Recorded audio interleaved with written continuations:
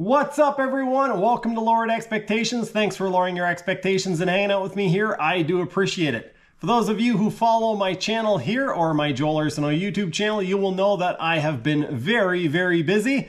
I work a seasonal job and I started back to that job recently. And also I've been doing some work on my jet ski projects.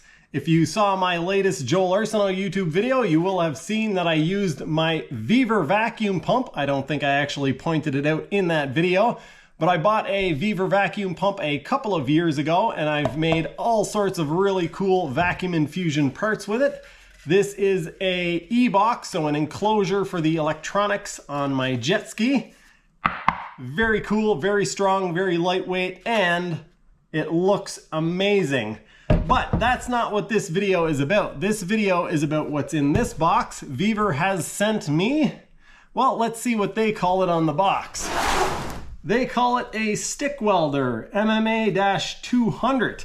But the cool thing about this, or the reason why you guys will probably be excited about this, is that it is actually a plastic welder. I think they call it it's a plastic stitcher. It's a repair kit for broken plastic pieces, mostly body panels and stuff like that. And the reason why I'm excited about it is because I am actually going to keep this in the back of my service vehicle. I work on lawnmowers. I have a small generator in the back of my truck, and I will be able to keep this in my truck. It's fairly inexpensive. It is a stick welder, so I can keep a little package of rods, and if I need to do a little repair, instead of having to drive back to my shop with a mower in my truck, waste a whole bunch of time, a whole bunch of fuel, and a whole bunch of nonsense, I can just pull out my welder and weld it up right on the spot. Let's open the box now, see how well it's packaged. All of the stuff that I've gotten from Welding so far has been really well packaged in foam, and I don't think this is going to be any different. Okay, we got some accessories sitting on the top. This is your adapter from 220 to or 240 to 110. That is nice. It looks like a decent quality plug. Here we have the stitching tool. We'll take a closer look at this in just a little bit. We've got a owner's manual, stick welder user manual, USR. We also have the ground clamp, or your earthing clamp, which is a DIN connector, so it's a twist connector. That is really nice. And also a cute little welding stinger, a welding lead. For those of you who don't know, I currently actually have 3 welders. I have another Welding welder, which is a MIG welder. I have a Lincoln MIG Pack 180, and I have an Everlast TIG welder, 185 power TIG. Anyway, this is a cute little stinger. I think this is adorable. Packaged very well, lots of foam, high density foam. The welder isn't sitting directly on the bottom of the box, so it could take some impact without getting damaged. And just look at the size of this thing. This is going to be able to fit in my truck, and I'll probably forget that it's there until I actually need to use it because it's so tiny. Look at this thing. It's the size of my forearm. Like, literally, it's the width of my forearm. That is incredible. Anyway, it's got a nice power cord here, a 110 power cord, and that's what I will be using it on mostly, I'm sure. It has a nice big fan on the back. Nice switch that is covered in a booty so that it won't get a lot of crud and schmoo in there. Nice carry handle. Incredibly light. It has the positive and negative connectors. Let's take a little closer look at some of these accessories. The stinger is a very basic stinger. I'm not going to try to sell this thing as being something that it's not. This has one side connection. I will grab my higher end stinger and show you guys the difference. All right, this is the stinger that came with my higher end welder. And as you can see, it has metal on both sides. So it has a metal jaw there and a metal jaw there. The reason why I haven't used this is because the DIN connector for this, the twist lock connector, is actually much bigger than this one. This is for a lot higher amperage, but it doesn't fit the welder that I want to use it on. So I haven't actually ever used this yet. I was going to buy an adapter, but Weaver has sent me this, and now I have a stinger that will work. So what I'm getting on about here is that there's plastic on one side and metal on the other side. That is not going to matter in the least unless you're welding for many, many hours at a very high amperage. And the duty cycle on this wouldn't stand up to that anyway, so there's absolutely nothing to worry about. I thought I would just mention it. We've already looked at the adapter cable, nothing special there. It is a decent quality cord. It's not terribly stiff. It is quite flexible, and it would definitely get the job done, so we're not going to waste any time looking at that any closer. Let's take a look at our ground clamp and see what kind of quality this is. The ground clamp has a ribbon that goes through the center, so that keeps contact on both sides. That is good. The clamp itself is what you would expect from a welder. Even my $1,800 welder has something very similar to this. It has the twist DIN connector on that side. We're not going to waste any more time looking at that. This accessory is probably the most interesting bit of this kit. I've never actually used one of these before or even seen them. I've seen Instagram videos of them and the odd YouTube video, but I've never actually seen one of these things in person. Let's pull it out of the package and I will take a little closer look and see if I can figure out how it works without actually looking at a manual. Okay, we have a connector here. This connector threads in, and quite obviously it is a lower amp connection because there's not giant connectors on there. There's two little pins. It can only go in one way. You twist that knob on, and yeah, there you go. Pretty straightforward. And on this end, there is a button.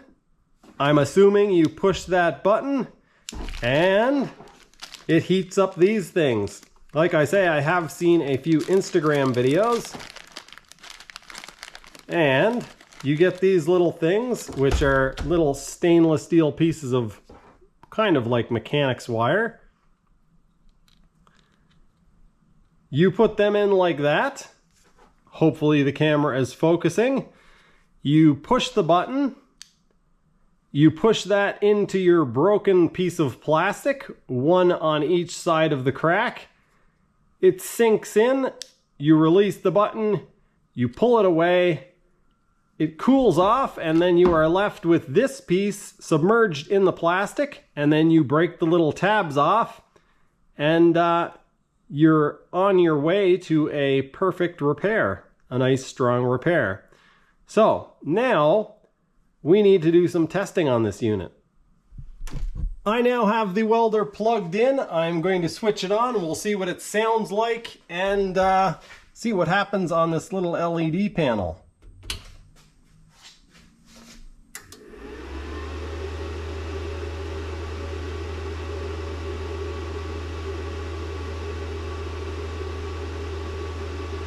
All right, 30 amps.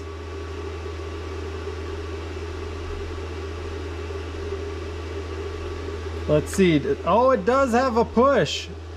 What do we got here? Current, hot start, arc force. It actually has stuff. I didn't even realize it had... What the heck? Hot stapler. MMA. Oh, wow. It actually has more than one... Wow.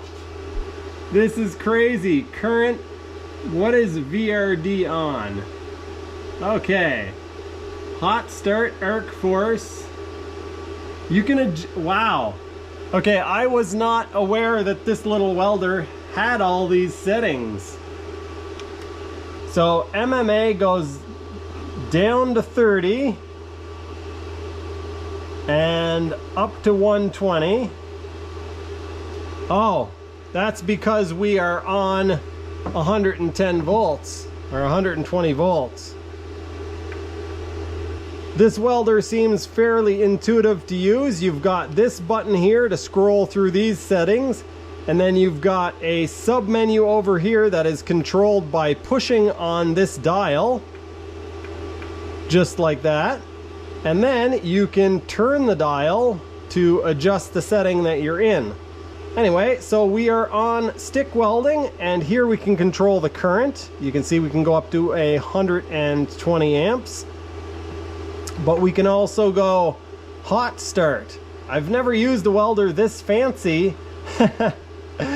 I can't believe I'm saying that about this tiny little welder, but I've never used a stick welder that's this fancy. I've only ever used a very basic stick welder. So yeah, current, hot start, and arc force is what we can control in the stick welding.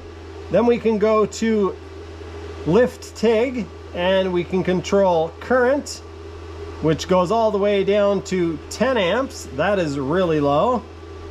And it goes up to 120. And that is all of the settings for the lift TIG, which I'm assuming I will never use. And then the hot stapler, we can set the current either 1 or 2 amps. And that is all the settings for that. So very straightforward, intuitive, easy to use. Let's see if we can actually do a repair with it now. I am really excited to try stick welding with this thing. I haven't stick welded in years, and this gives me the excuse to do that. I just went in the house and giggled and ranted to Megan about how cute this little welder was and how cool it was that I was going to have a welder in my truck. Now that hopefully that giggling is over with, I can actually do a little bit of testing on this thing. I have it set up here on my bench. And the first thing that I'm going to try to repair is something that Megan asked me if I could repair. Not something that you would normally tackle with this machine that I'm aware of. I've only ever seen them repair body panels, but I am going to use it to try to repair this old typewriter handle. Not a typewriter case handle. So, as you guys can clearly see, this handle is broken. And because it is made of plastic, glues don't stick to it terribly well. And I don't really want to build the handle up very big. I've never used one of these before, just to reiterate on that. I'm going to turn it on. The fan's going to be a bit noisy. I apologize.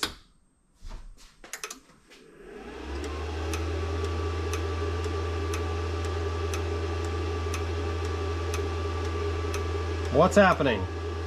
Okay, so we are on setting 1 for the stapler. So I'm going to push the button. We'll see what happens here. Oh yeah, it's a smoking.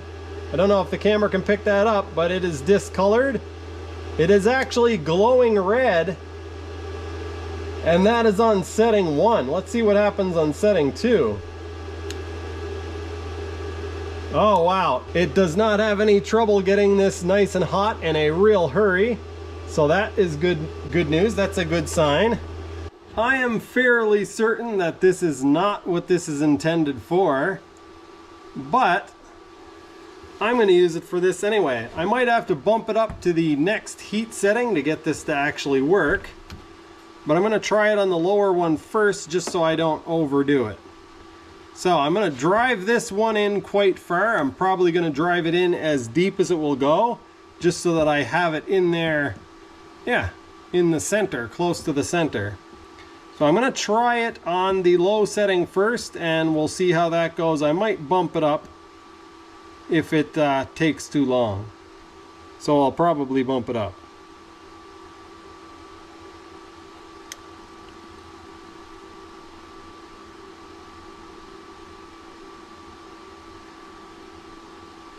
I'm not going to have to bump it up. It's actually working quite well. All right, we are in. We are in exactly where I want it to be. That is so cool. And we're heating.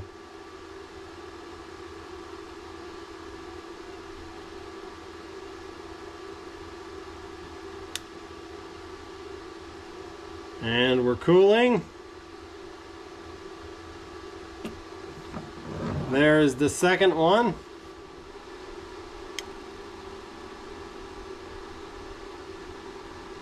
And I suspect that the different heat settings are probably for different types of plastic that require more or less heat. That already feels pretty strong, but I'm going to try. Oh yeah, for sure I can get one in the bottom here. Oh yeah, that's gonna work. That's gonna work like a dream. Okay, 3, 2, 1.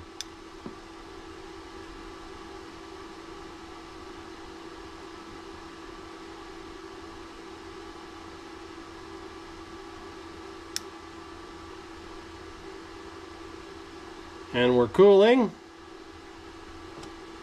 Okay. All we need to do now is break some tabs free and see if this is going to hold up. Oh, I thought that was going to be way more difficult.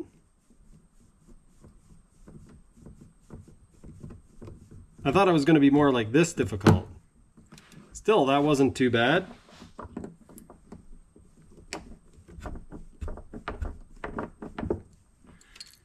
And now this bottom one. That was super easy, as was that. Okay, I am going to actually try to heat this up and blend it in a little bit, and then maybe even texture it with some sandpaper and see if we can do a decent job of touching that up.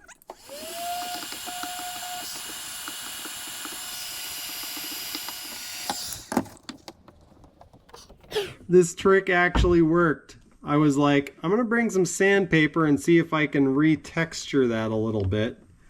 And I think I'm using the wrong sandpaper. I brought 2 different grits. Where did I put the other one? I spent a few minutes off camera touching this thing up, and it is not perfect, but it is dang near perfect. You can't see where the crack was anymore on either side. You can see a little imperfection here, but I even got some of the texture back into it. Yeah, wow, I am very impressed with myself and with this tool. Now keep in mind the finish has nothing to do with the tool, just the fact that it inserted those metal pieces in there. There are 4 pieces of metal holding this thing together, so I'm sure it is quite strong. And because I was able to heat it up and retexture it with some sandpaper, yeah, I don't think the average person, I don't think anybody would know it was broken if I hadn't told them. That is pretty cool.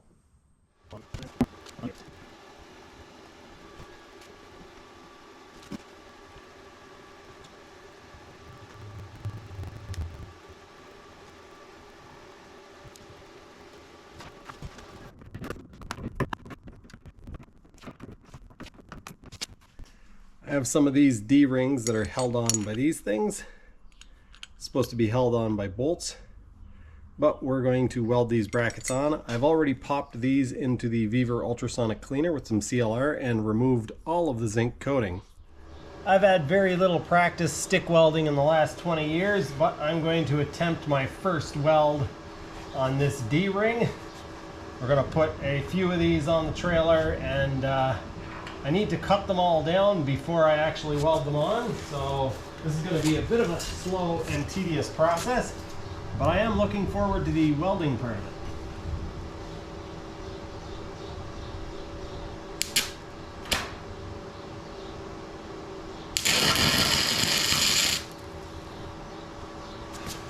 Now that we're tacked on, I can ground it somewhere else. There we go.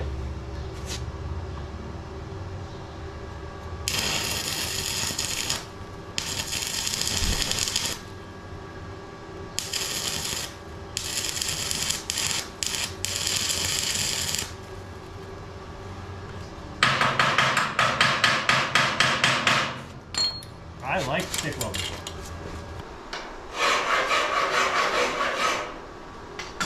I've filed the edge of this just enough to clean it up so that I can start the arc, just so that there's an actual connection there. But I'm leaving it very dirty just to show you guys how little prep work you need to do when you're using welding rods. These are 6011s, and yeah, you will see that it welds perfectly fine to very, very dirty metal.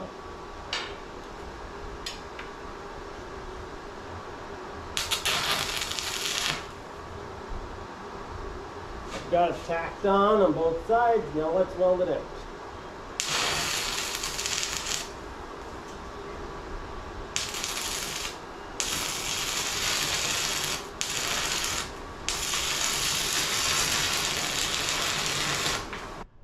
One of the very cool things about this welder is because it runs off of 110 volts and because it's so extremely small, instead of having to move this trailer all around and figure out a way that my leads can actually reach, I can simply walk over here. I'm going to turn it off because I don't want to do welding that I don't intend to do. So I can walk over here, turn the welder off, and then I can pick the welder up and set it down on the trailer, and now I can reach all of that side to do the welding over there. Just that easy. So my bigger welders, I run them all off 240. This is actually dual voltage, so you can run it off 240, but my welders, I don't have long extensions for them, and so I can only reach to about where I'm standing right now, if I'm lucky. And so I would have to move this trailer all around and yeah, figure out how I was actually going to reach where I was trying to weld. But with this welder, not a problem.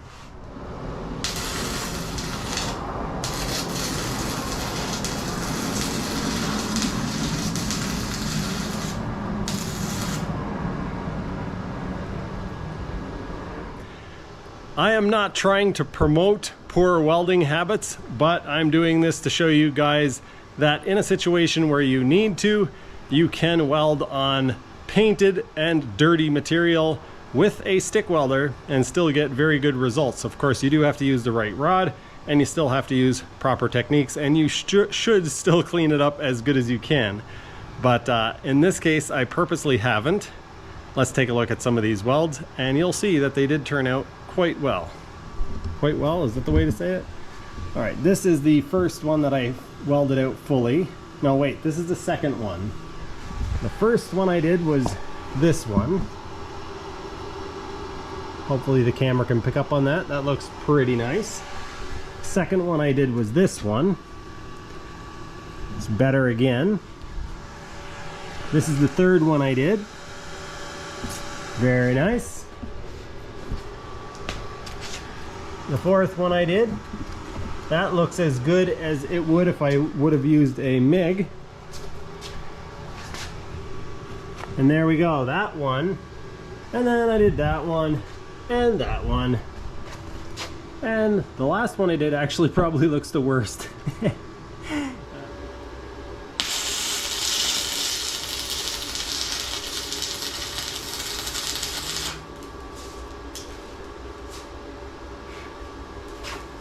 There we go. I'm having way too much fun with this little welder, partly because I just really enjoy stick welding and I haven't done it probably in over 2 decades, and also because this little welder amuses the heck out of me. I learned how to weld on an old Lincoln Tombstone welder, and the only switches on it were the on-off switch and literally the amperage switch, which you could switch between, 5 amps at a time on it. Anyway, this thing, which is way cheaper than they were. I think they were like $500 way back in the day. Not only does it have the plastic welder function on it, or plastic stitcher, but it has current, hot start setting, and also arc force. And those settings do make a difference. I have never played with those settings on a welder before, but when I first started, it was a little intense. I kind of dialed it back a little bit. One of the things that happens when you're stick welding is you actually have to touch the tip of the rod to the metal that you're trying to weld. And when you do that, especially when you're welding thin metals, you have to have the current or the amperage set fairly low so that you don't just burn holes through it. So what will happen is you go to strike your arc to get it started, and the rod will just stick to the metal.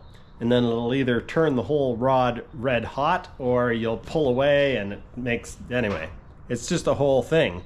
So what this has is the hot start, which basically cranks it up for that start, but then dials it back immediately as soon as the arc is started.